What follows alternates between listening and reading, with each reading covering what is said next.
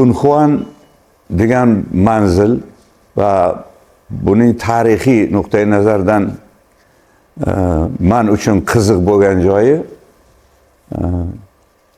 kasbiy zaruriyat bilan ham bog'liq bo'lgan. 1966-yilda 1966-yilda aspiranturaga kirish nasib qilgan menga va Yahyo G'ulom akademik ustozimizni tavsiyalari bilan Leningradga o'qishga ketganman. Borib yetishim bilanoq men borgan maqsad soha men uchun mutlaq begonaligi ayon bo'lgan. So'g'd yozma yodgorliklari ustida ishlashim kerak ekan. So'g'dni men nimaligini bilardim. So'g'd degan bir davlat bo'lgan, qadimda bir hudud So'g'd deb atalgan. Mana bu hozir Samarqanddan boshlab, Panjkentdan boshlab to Buxorogacha, Amudaryoning bo'yigacha, bir yog'i Qashqadaryo va hokazo. O'sha yurtni xalqi qadimda So'g'dlar deb atalgan. So'g'dlarning tili bilan bog'liq muammo meni aspiranturadagi mavzuimga aylangan. Qaysi bir buddaviy mazmundagi yodgorliklar ko'tarilsa, tagidan bu Ming Budda g'ori Dunhuan degan so'z chiqadi. O'sha vaqtlarda tasavvurimga sig'maydi Dunhuan qanaqa, g'orlari nima degani. Keyin ayon bo'ldiki, bu manzilda Dunhuanda juda katta ko'lamda san'at asarlari ma'nosida to'plab qo'ygan ekan. Ikkinchidan Budda dinining tarixiga daxldor bo'lgan. Budda dinini dunyoqarash tizimi bilan bog'liq bo'lgan haligi Buddaning turli xil tasvirlari va hokazo shu Ming Budda g'orlarida to'plangan joyi ekan. Keyin tushundim bu narsani. Xullaski bu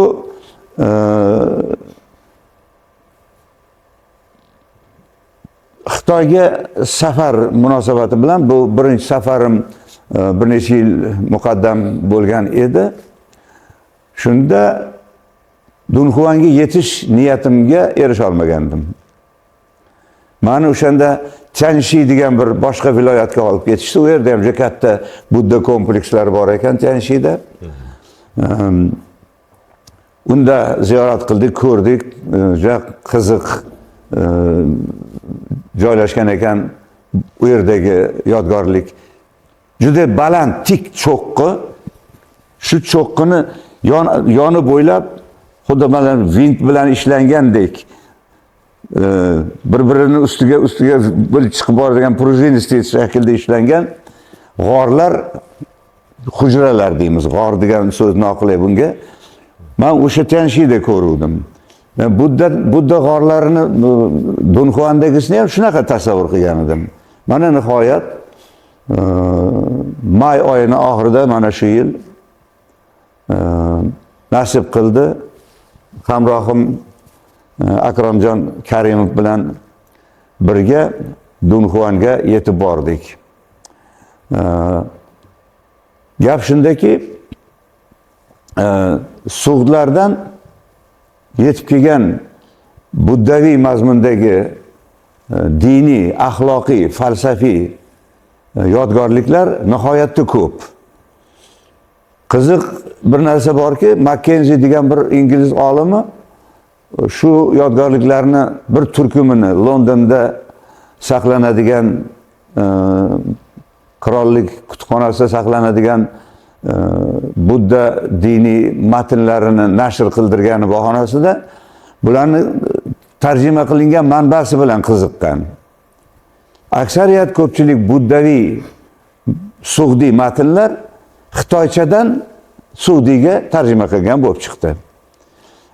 Odatda da'vo shunaqa turadiki, matnlarni o'qisangiz anatkak tildan o'girilgan, ya'ni sanskrit hinddan o'girilgan deb da'vo qilishadi tarjimonlar.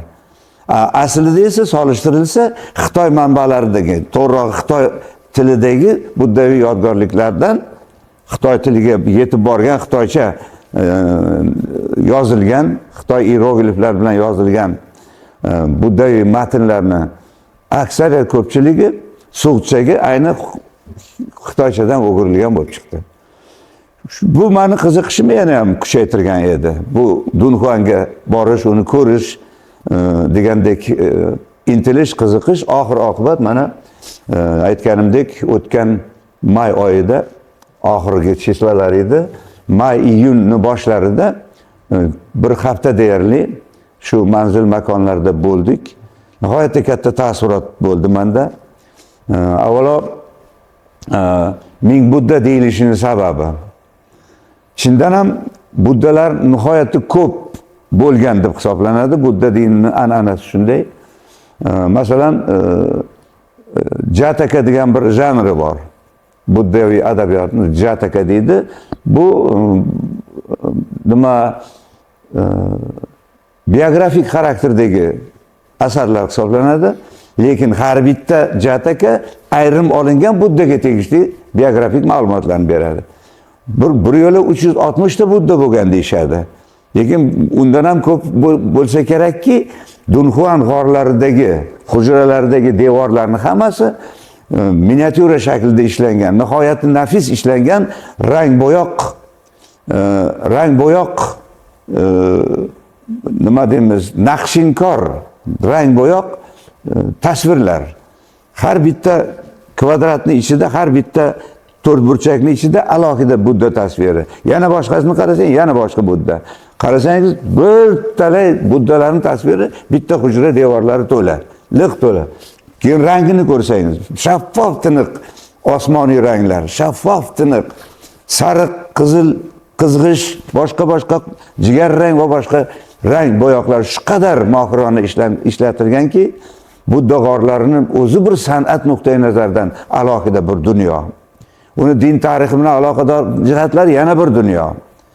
Hattoki shu qadar ma'lumki, Buddalarni g'oyaviy jihatdan Budda dini nima, uni mohiyat mazmuni nima, har bir Budda o'zini ruhan nirvanaga tayyorlash degan narsa, hatto bu nirvana hodisasi o'zidan kechgan insonni ruhiy olami Xudo bilan birlashdi yoki Xudoga o'xshash bir holatga kirdiki, bu nirvana endi jon to'xtadi degan ma'no bildiradigan so'z. Naravan degani Eroniy forslar yurmaydi degani, to'xtadi degani.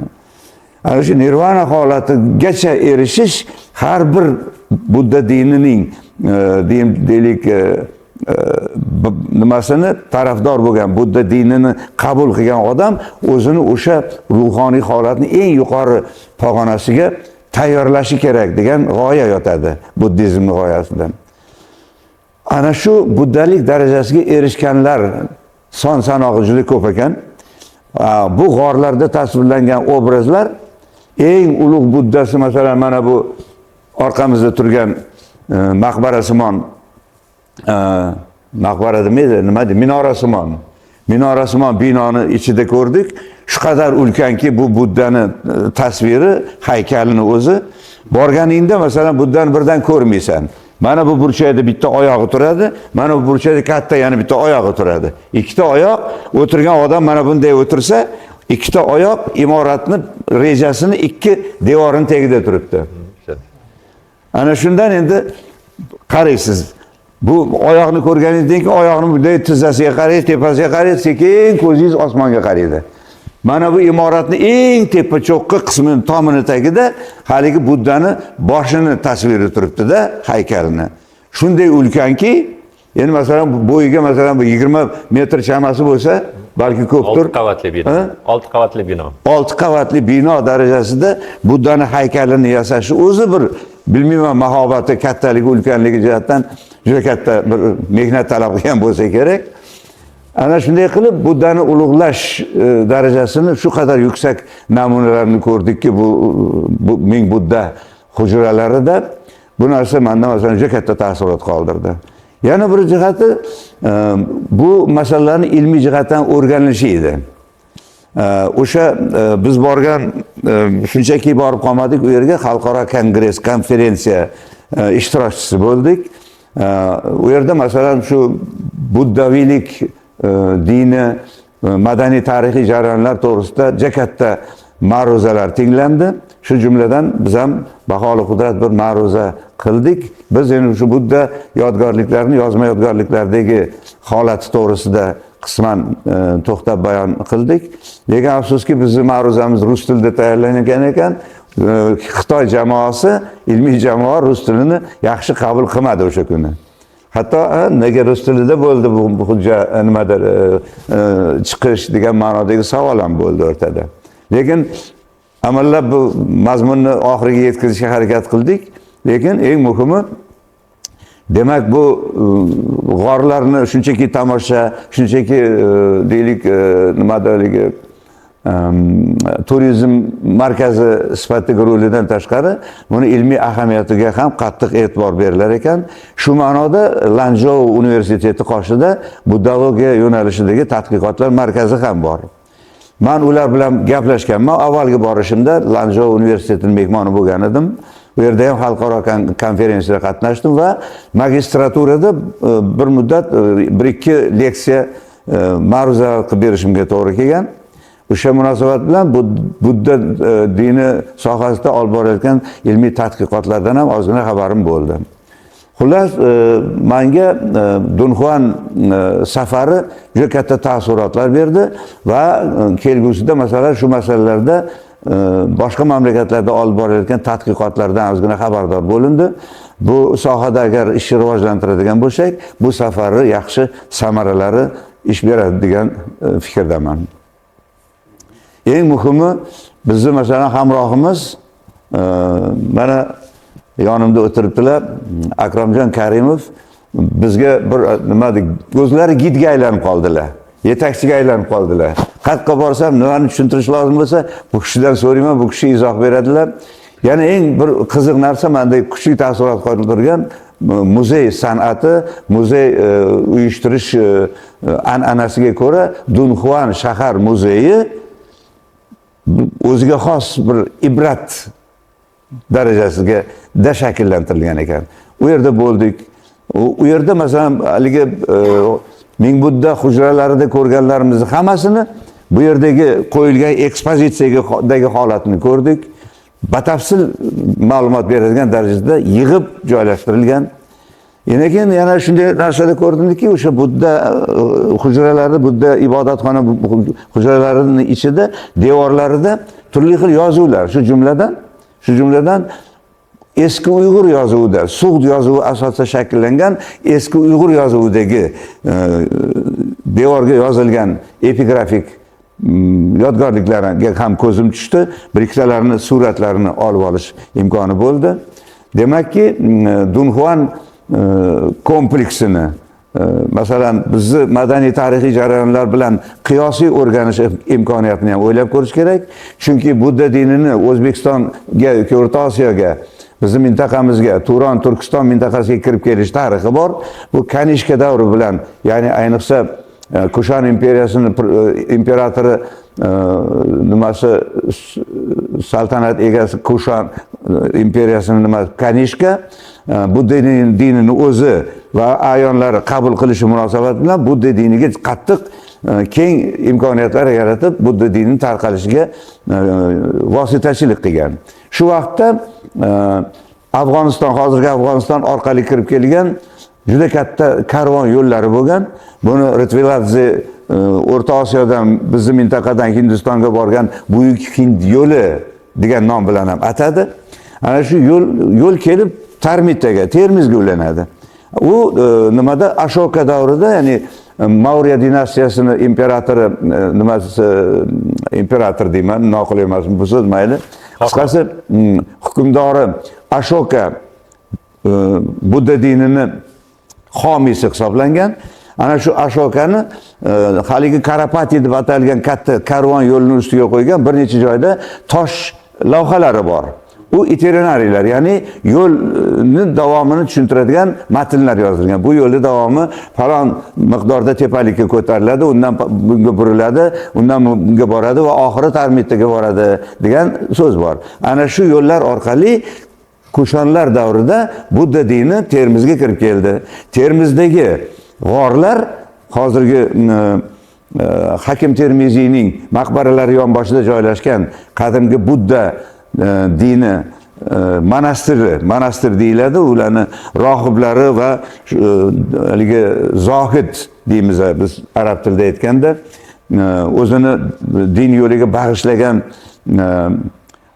dindorlarni yashagan joylari va ularni ibodat qiladigan ibodatxonalardan iborat yer ostiga o'yib kirib g'or qilib joylashgan Termizda turibdi shu narsa. U o'sha vaqtda kirib kelish davrida tor kolyesnitsa deyiladi, tor g'ildirak deyiladi. Hinayana mazhabi shaklda kirib kelgan, lekin bizning mintaqaga kirgandan keyin mahalliy urf-odatlarni o'ziga singdirgan holda Budda dinining talqini kengayib borgan. Nihoyat mana nimadagi Quvadagi Budda ibodatxonasidagi manzara mutlaqo boshqacha, bu yoqdagi Termizdagisi boshqacha, Hindiston atroflaridan kelib chiqqan, Pokiston, Hindiston atroflaridan kelib chiqqan qadimgi taksilar va boshqa joylardagi Budda dinidan qolgan yodgorliklardagi qiyofalar biznikiga o'xshamaydi. Shularni kuzatishni o'ziyoq Budda dinining tarqalish jarayonidagi o'ziga xos tendensiyalar, ya'ni ichki o'zgarishlar, mohiyat nuqtai nazaridan talqinlarning o'zgarib borishi kuzatiladiki, bu narsa Xitoyga, oxiri Uzoq Sharq va Yaponiyaga borganda Budda dinining rasman qiyofasi va mazmun mohiyatida ham katta o'zgarishlar ro'y bergan. Ammo Ming Budda g'orlaridagi, Dunxuandagi holat ortodoksal darajalarga ancha yaqin, ammo ular ham Buddalarning qiyofasini mahalliylashtirgan ekan. Uni kuzatish imkoni bo'ldi. Xullas, menda Ming Budda g'orlari va umuman bu Dunxuanga safarim juda katta taassurotlar qoldirdi. Balki kelajakda olingan taassurotlar ilmiy faoliyatimizda ham o'tbetda aks etsa ajab emas. Demak, hozir domlamiz aytgandek, bu safar asosiy qismini domla gapirib berdilar. Mana endi aytilmagan va talabalarga qiziq bo'lgan jihatlarni gapirib o'taman. Xususan 30-31 may kunlari o'sha xalqaro konferensiya bo'lib o'tdi, o'sha Dunxuan shahrida. Nimaga Dunxuan shahrida? Sababi Dunxuan shahrining o'zida akademiya tashkil qilingan. O'sha Dunxuanni meroslari, o'sha Ming Budda g'orlarini o'rganish, tadqiqot olib borish ishlarini olib boradigan akademiya tuzilgan.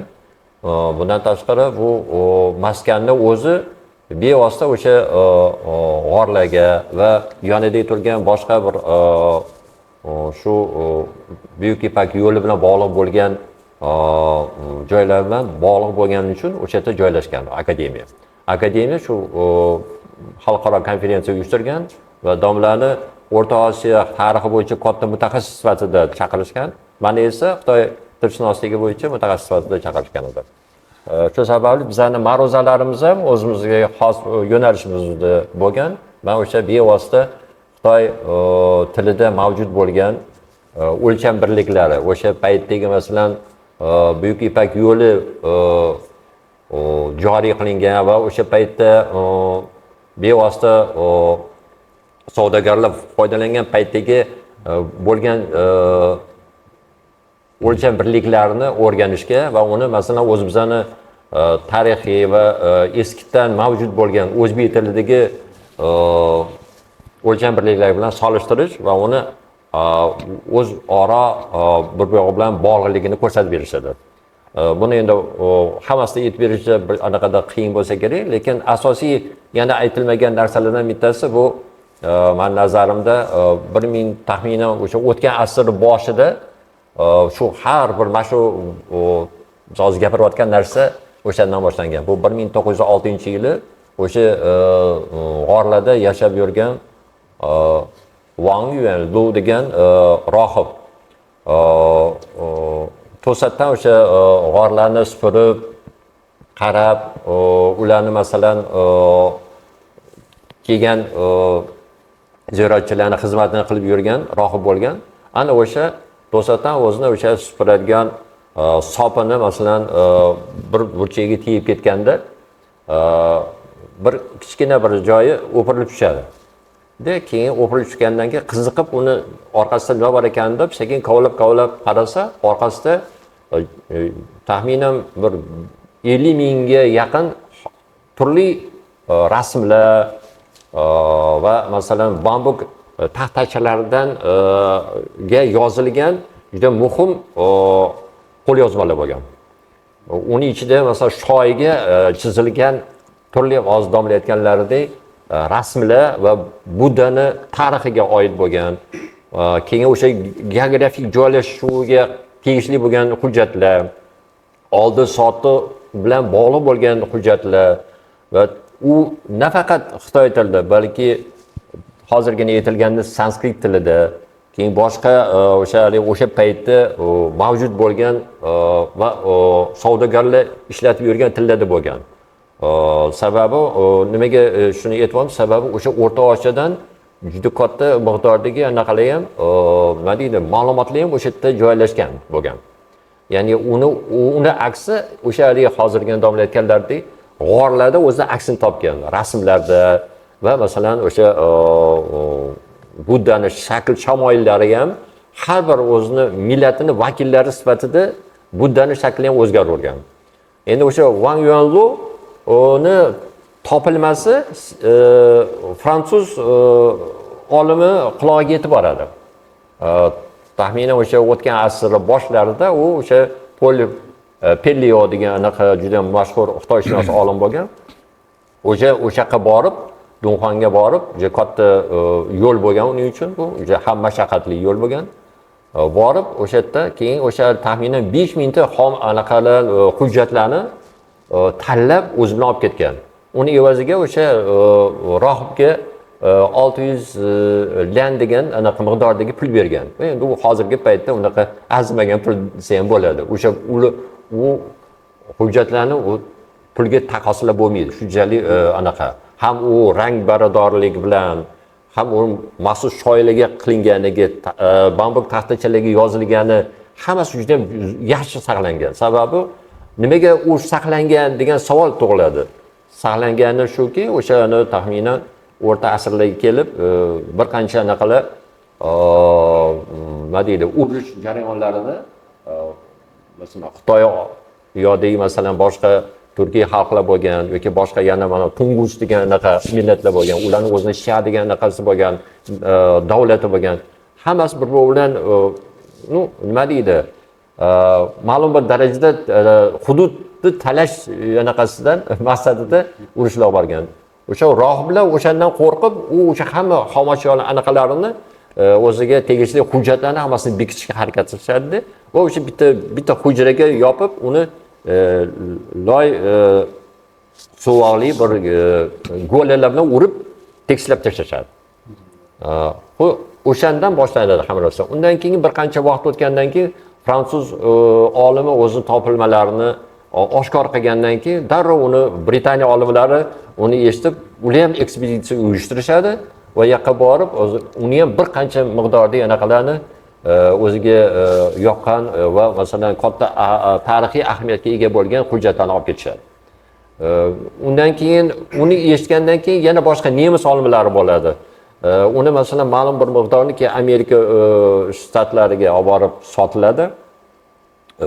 Va oxirgi bo'lib Rossiyani juda mashhur professor Oldenburg rahbarligida ekspeditsiya uyushtirilib, o'sha Xinjiang orqali kelib ular o'sha yerdagi anaqa g'orlarni o'rganib, kerakli ular ham hujjatlarni olib ketish, hattoki Buddaning boshlarini bir qanchalarini olib ketib, hozirgi ana Peterburg muzeylaridan bittasida saqlanyapti. Hattoki maxsus roliklar ham bor. Hozir anaqaga kirsanglar, nima deydi, internet orqali shu muzeyga kirsa, o'sha maxsus bir zali shunga bag'ishlangan, Dunxon xomashyolarga bag'ishlangan.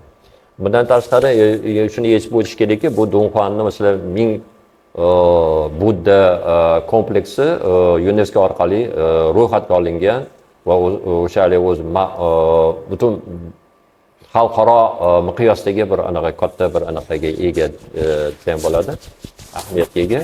Va endi bevosita o'sha Xitoy tilidagi masalan o'sha Mogaoku degan anaqa so'zga to'xtalsak, sababi bir xitoyshunos bo'lganimizdan keyin agar e'tibor bersanglar, o'sha hozir rasmda hozir ko'rinadi. Biz hali domla bilan borib o'sha yerda rasmiga olgan anaqa bo'ldik. O'sha yerda mana agar e'tibor bersanglar, o'sha Mogaokuni umumiy ko'rinishi tashqaridan yaqinroq borgandek mana u ko'rinib turibdi hali anaqalari. Eshiklar bilan yopilgan.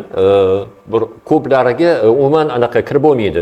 Ko'plab, ya'ni restavratsiya ishlari olib borilayotgan degan bahonada yopilib qo'yilgan. Lekin taxminan bir 30% ochiq, ularning hammasi tomosha qilsa bo'ladi. Uni o'zi ham juda ham katta vaqt talab qiladi, chunki odam juda ko'p. Tag'in ham bizani anaqa konferensiya ishtirokchilari sifatida hech qanaqa anaqa ochirsiz o'tkazib yuborishdi bizga ancha oson bo'ldi. Endi anaqa nomiga keladigan bo'lsak, mana e'tibor bersangiz, Mogaoku degan 3 ta hieroglif berilgan. Mo degani qadimgi Xitoy tilida bir necha ma'nolarga ega bo'lgan, taxminan bir 7 ta ma'nosi bor, lekin uni eng ko'p ishlatilgani mo degani olmosh sifatida hech qanaqa degan ma'noni anglatadi. Endi gao degani bu baland, yuqori, hashamatli degan ma'nolarni anglatadi. Ku bo'lsa ikkita ma'nosi bor. Asosiylardan bittasi bu g'or, uya degan ma'nosi bor. Demak, o'zi Xitoy tilida g'or degan so'z bor. Agar mana shu hieroglif tepasi alohida juda qadimgi hieroglif hisoblanadi. U shuya deb o'qiladi. Suyeni ma'nosi g'or, katta g'or degan. Agar ku bo'lsa kichkina g'or, ya'ni tuynuk yoki masalan domla aytgan hujra desa ham bo'ladi. Bizning o'zbek tilida hujraga to'g'ri keladi. Sababi hujraga to'g'ri keladi. O'sha anaqaga kirganimizda har bir g'orchaga kirganda u juda katta emas. Agar masalan taxminan bir xonacha bo'ladi. Bitta xonada taxminan 3 ga 4 maksimum, undan katta bo'lmaydi. Lekin albatta markazida bitta Budda turadi va uni atrofida hozir domla aytganlaridek freska usullari bilan turli ranglar bilan foydalangan holda ko'proq endi havorang anaqa katta anaqa masshtablarni egallaydi fon sifatida. Va hattoki masalan o'sha ruhiy Buddani ruhiy holatlarini aksini ham topgan o'sha rasmlarda. Keyin yonlarida uni masalan qo'rqchilari yoki boshqa anaqalarni o'sha bambuk ishlatgan. Yoki ayrim hollarda qamish ishlatilgan. Sababi qamish qachon chirimaydi. Qamishdan yasaganda ustiga keyin loy bilan qoplab, keyin o'sha Buddani shakl shamoyini keltirishadi. O'shaning uchun Mogaoku degan ma'nosi hech qanaqa anaqaga nima deydi? Kattalik jihatdan uni o'xshash bo'lmagan g'orlar degan ma'noni anglatadi. Hozirgi paytda endi uni masalan Yevropaliklar ko'p boravergani sababli yoki rus olimlar ko'p borgani sababli mingta g'or kompleksi deb nomlashadi. Lekin aslida shart deyapti. Mogaoku degani tengi yo'q bo'lgan g'orlar degan ma'noni anglatadi. Bor aytganingizdek ustoz, mana shu asosiysi bo'lsa, shu kirganda o'sha balandlik, o'sha shu binolarning o'sha orqasida mana shu agar e'tibor bersangiz 6 qavatli anaqani nima deydi? Qavatli binoning ichida o'sha domlaga tushuntirganlaridek katta Budda o'tiribdi. U darhol ko'rinmaydi odamga.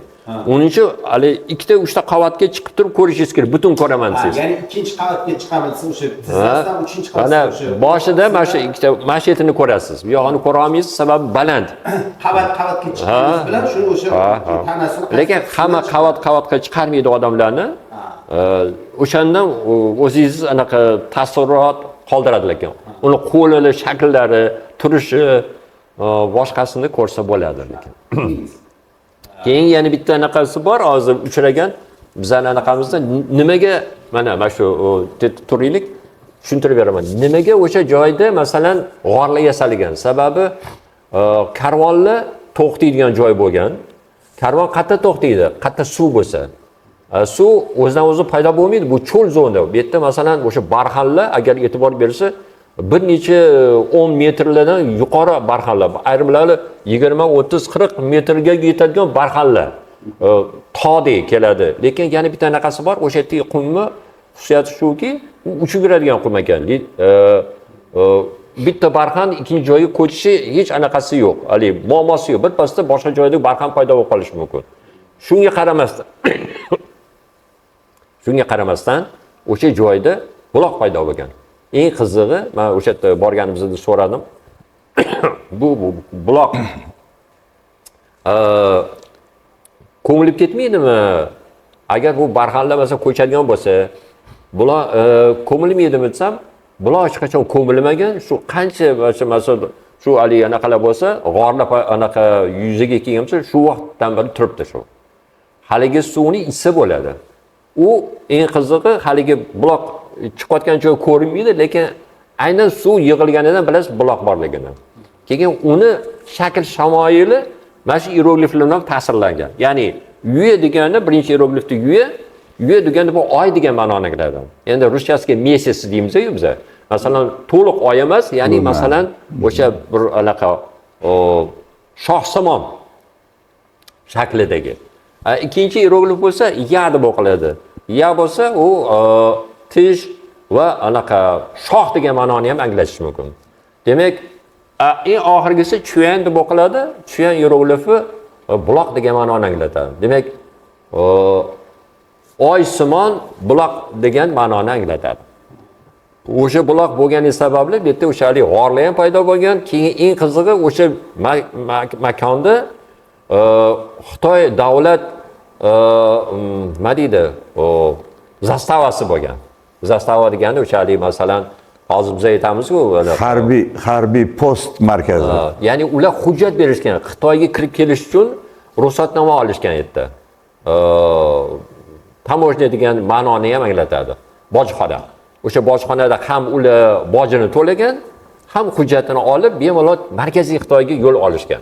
Lanzhou orqali to'g'ri markaziy Xitoyga o'tib ketishgan. Endi bu yerda masalan bir qancha anaqalar ham bor, savollar ham bor.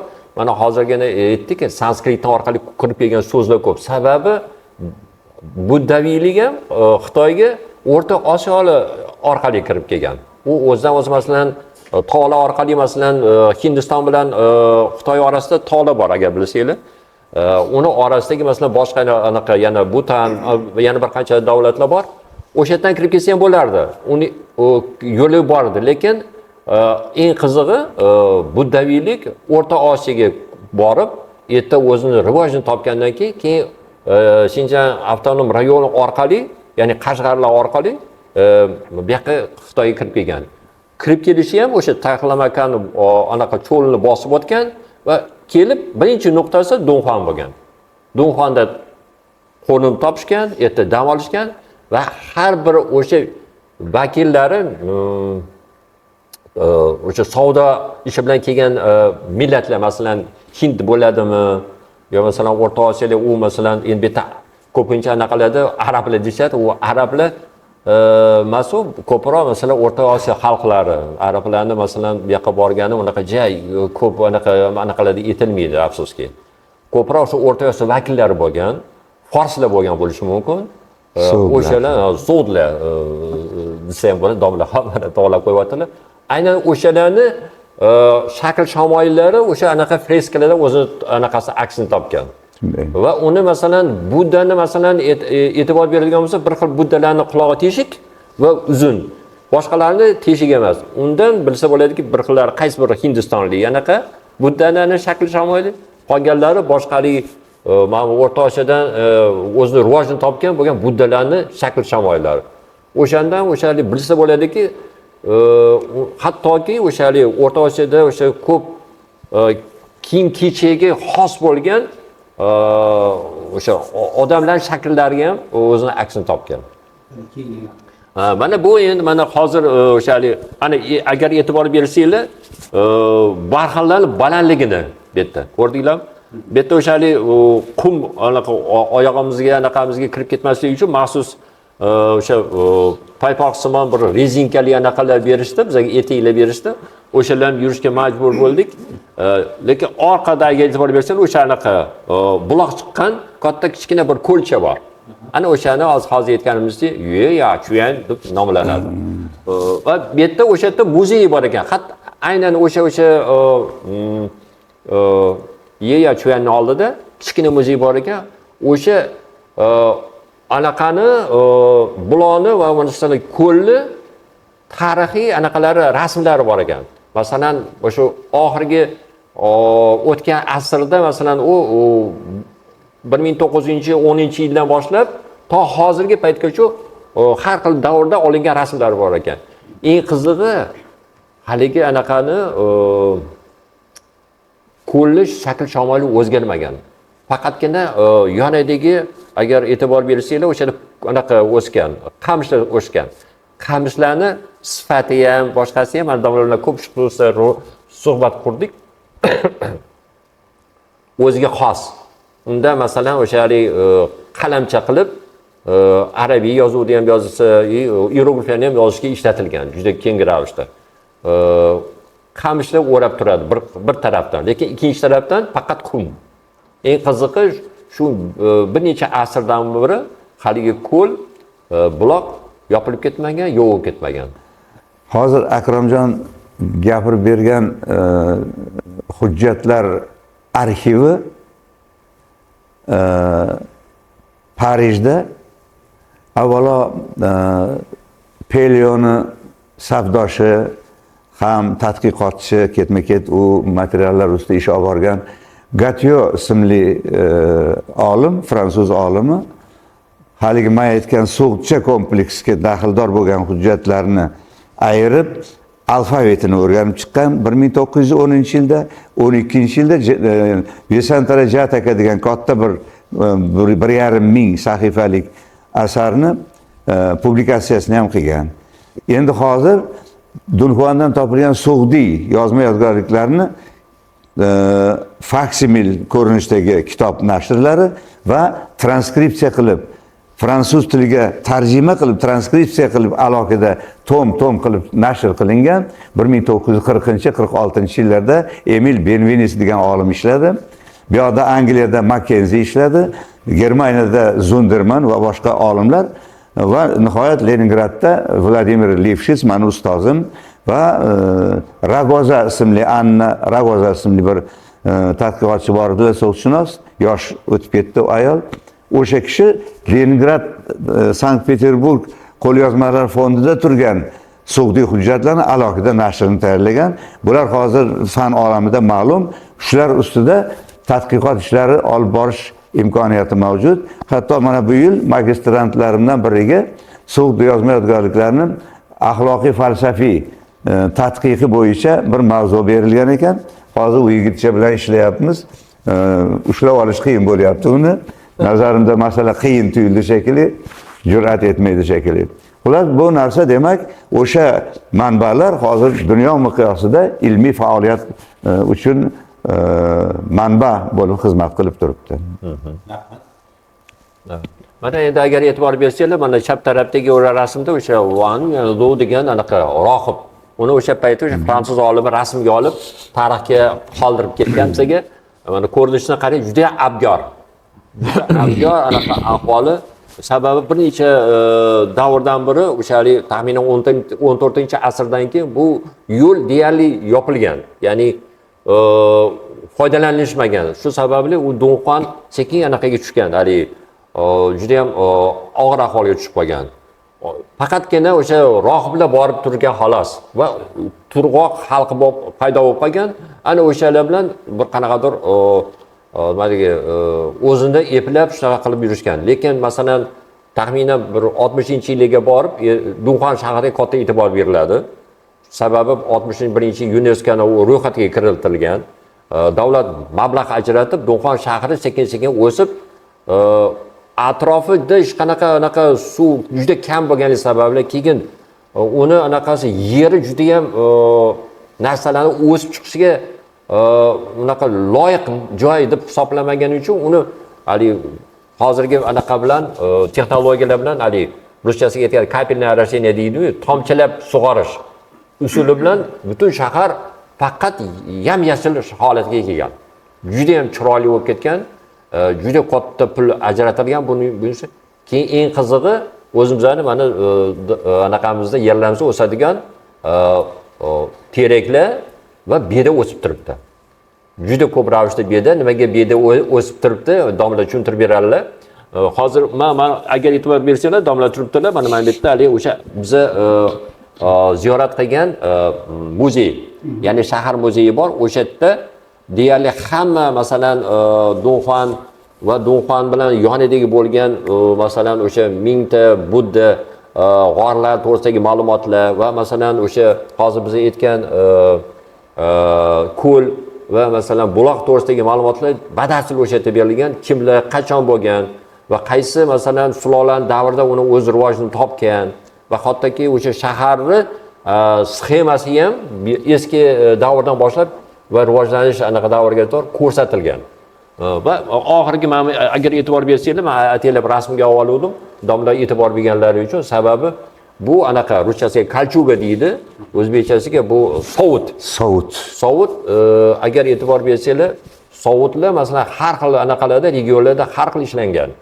Bu biz o'sha e'tibor berganimiz sababi sovut o'zimizning O'rta Osiyoda mavjud bo'lgan madaniyat orqali ishloviga o'ziga xos ishloviga xos bo'lgan shaklda shamoilda yasalgan sovutlardan bittasi. Demak, u madaniyat nafaqat madaniyat ideologik, ya'ni diniy anaqalar ko'p bo'lgan munosabatlar, balki o'sha ishlab chiqarish va kasbchilik shunchalik katta rivojga topgan va anaqadan nima deydi, bitta hududdan ikkinchi hududga oldi soti orqali borib qolgan bu anaqa sovutlardan bittasi hisoblanadi va bu bizani bir anaqasi o'sha bizani tariximiz bilan bevosita bog'liqligini ham ko'rsatadi. Birinchi rasmda freskalarni mozaik sifatida ko'rishimiz mumkin. O'zi umuman Dunxon o'sha shu boyagi aytganingiz ibodatxonalarda, har bitta o'sha xonalarda qilganmi shunaqa? Bu zamonaviy, bu o'zi anaqa emas, asli emas. Zamonaviy ko'rib, o'zimiz Dunxonda shunaqa Budda g'orlarida saqlanib qolgan biz ko'rgan naqshin chiroyli tasviriy san'at obidalari bu yangilik emas. Bu azali qadimdan shu bezatish usuli, ya'ni ibodatxonalarni nihoyatda nafis rang bo'yoq tasvirlar bilan bezash traditsiyasi juda qadimiy. Bu narsa bizni Janubiy O'zbekistonda Termiz yaqinida, Termiz shahridan uzoq emas, Termizdan 5 kilometr bo'lsa, Hakim Termiziyning maqbaralari undan 800 metr oraliq, 1 kilometr ham chiqmaydigan oraliqda Fayoz tepa ochildi. Fayoz tepada bu ibodatxona, Budda ibodatxonasi ayni. Stupa qoldig'i topildi. Stupa degani buddistlar o'sha qurilma minorachani oldida turib, atrofida turib ibodat qilishgan. Ibodat qilish ma'nosi stupalarda gir aylantirib to tepasigacha buddalarning hayot jarayonlarini tasvirlangan rang bo'yoq bilan. Ana shu traditsiya Min Budda g'orlarining devorlarida aks etgani bejiz emas. U qadimdan bor narsa. Endi buni saqlanish holati nuqtai nazaridan bugun restavratorlar ayni o'zidek qilishga harakat qilib kurashib yotibdi. Restavratsiya ishlari oxiriga yetmagan hali. Mana Termiz yonboshida Zo'rmola degan bir yodgorlik saqlangan. Zo'rmola deyshadi. Zo'rmola degani zo'r kuchli, katta degan so'z endi bu ma'noda. Tojikcha so'z bu endi. Zo'r, katta, ulkan degan ma'no bersin. Mola degani hozirgi tilimizda mola deb aytilyapti, noto'g'ri aytiladi. O'zi mola degani Qorovul minorasiga nisbatan ishlatilgan bu so'z. Haligi Budda ibodatxonasiga xos bo'lgan stupani qoldig'ini biznikilar Qorovul minorasi deb tushungan, mola deb nom qo'yilgan. Noto'g'ri qo'yilgan nom. Stupani sirtidagi tasvirlar to'kilib tugagan, ammo g'ish qalab terilgan minorasi Termiz yonida shunday dalaning o'rtasida hozir ham turibdi. Bu stupa edi. Demak, rang tasvir bilan Budda dinining tarixiga oid, buddalar biografiyasiga oid voqea hodisalarni tasvirlash qadimdan mavjud va o'sha e'tiqod obyekti sifatida ibodatchilar masalan diqqatida turgan va ular shunga e'tiboran hurmatini bajo keltirib ibodat qilishgan. Bu yerda o'sha shaharni anaqa sxematik ko'rinishi bo'lgan qadimgi shaharni, o'sha Dunxonni qanaqa shaharlar qurilgan, nechta darvoza bo'lgan, nimaga u darvozalar shunaqa qurilganligini hammasining sabablari bo'lgan. Uni masalan bitta anaqada ko'rsatuvda hammasini aytib bo'lmaydi, lekin shakl shamoyili mana bo'lgan. Agar e'tibor bersanglar, mana yonlarida daraxtlar, zorlarni ham keltirgan, lekin Shu bilan birgalikda baribir to'g'ri anaqa burchakli anaqalar devorlarni shakl shamoyili ko'rinib turibdi yaqqol. Dunxuanni tarixan orqaga ketishi biroz haligi buzilib ketish, e'tiborsiz qolishi sababi 15-16 asrlarda buyuk geografik kashfiyotlar davri bo'ldi dunyo miqyosida. Butun jahon miqyosida geografik kashfiyotlar shu darajaga bordiki, yer shari haqidagi bahs munozara ham tugadi. Yer shari dumaloq ekanligi aniq bo'ldi. Aylanib kelsang, yana qaytib joyingga kelar ekansan degan tushunchalar paydo bo'ldi va dengiz savdo yo'llari ochilib ketdi. Dengiz savdo yo'llarining ochilishi eski buyuk Ipak yo'li karvon yo'llarini ahamiyatini ikkinchi darajali qilib qo'ydi. Ana shundan keyin domla aytganlaridek, Dunxuan qandaydir e'tibordan chetda qolgandek bo'lib, e'tibordan chetda qolib, masalan, vayronagarchilik, bo'lmasa qarovsizlik holatlari ro'y bergan. Hozir esa hali yuqorida aytilgandek, UNESCO'ning deylik moddiy va nomoddiy madaniyat kompleksi sifatida UNESCO ro'yxatiga kiritilgan. Buddaviy ibodatxonalardagi tasvir va boshqalar hammasi nomoddiyga kiradi. Budda ibodatxonalarini arxitektura ko'rinishi, boshqasi o'yilgan hujralarning texnikasi, texnologiyasi qanaqa qilingan. Bular hammasi moddiy yodgorlik sifatida antiqa bir o'ziga xos original yodgorlik sifatida UNESCO ro'yxatiga kiritilgan va ehtiyotlab xalqaro miqyosda bunga ahamiyat berib kelinmoqda. Mana bu yerda rasmda mana ko'rib turibsiz, chap tarafida agar hozirga yetib o'tganimizdek, o'sha markazda har bir g'ora markazida Budda turgan, shakl shamoylar bilan va yonida chap va o'ng taraflari uni qo'riqchilovchi hatto qo'riqchi ham deyilmaydi ularni. Ular sahobalar, bodhisattva deyiladi, bodhisattva deb aytiladi. Ya'ni Buddani etagini tutib, unga murid tushganlar, ya'ni nimalar? Buddani ketidan ergashib shu dinni qabul qilgan va unga sahoba bo'lgan, suhbatdosh bo'lgan, birga safarlarda birga bo'lgan odamlarning tasviri bular. Yonida turgan bu Ajdar o'sha hozir aytganimizda yana qo'riqchi mifologik ma'noda shu bular ham masalan tashqardan keladigan yomon qushlarni qo'rqitib to'xtatishga qaradi. Qalalarni g'orlarning ichida nafaqat o'shalik mana yo'ldoshlari, balki masalan sahobalari, balki o'shalik shakl shamoylari anaqa harbiy kiyimga burkangan vajohati juda ham anaqa qo'rqinchli bu askarlarning ham anaqa shakl shamoylari ko'rsatilgan. Masalan, biz o'shalik muzeyga borganimizda muzeydan tashqari anaqa maxsus elektron anaqada nima deydi kompleksda 3-5li anaqada zallarida bizga o'sha anaqalarni ko'rsatishdi. Harakatlar bilan chiroyli anaqa shaklda shamoyillar. Rahmat ustozlar. Biz mana bu tarix haqida yoki bu ziyoratgohlar haqida qancha gapirsak ham shuncha ko'p, afsuski vaqtimiz chegaralangan. Chunki bu yerda bilamiz, sizlar juda ham ko'p ma'lumotlar olib kelgansizlar, juda ham ko'p voqealarni aytishimiz mumkin. Xulosa qilib aytganda umuman ustozlar, talabalarga hozir shu o'zimiz talabalarga yo'nalish sifatida, tavsiya sifatida qanday bersak bo'ladi, ya'ni shu ziyoratgohlardan yengilliklar ochish maqsadida bo'lgan tavsiyalar. Bitta narsa aytish mumkinki, hamma narsa Xitoyniki deb o'ylash kerak emas. Masalan, O'rta Osiyodan va boshqa masalan Hindistondan kirib qo'ygan madaniyat namunalari ham bor. Xususan mana eng kichkina misol keltiramiz. Masalan, Xitoy tilida rohib degan so'zni ham asli kelib chiqishi sanskritdan. Masalan, Xishan degan so'z bor. Hamma biladi, hamma talabalar biladi. Lekin uni kelib chiqishini ko'pchilik bu faqat Xitoy tilidagi xos bo'lgan tilni bilishadi. Aslida qadimdan u o'sha buddaviylar bilan birga kelib qolgan so'zlardan bittasi hisoblanadi. Xishan bu asli kelib chiqqan sanskritdan.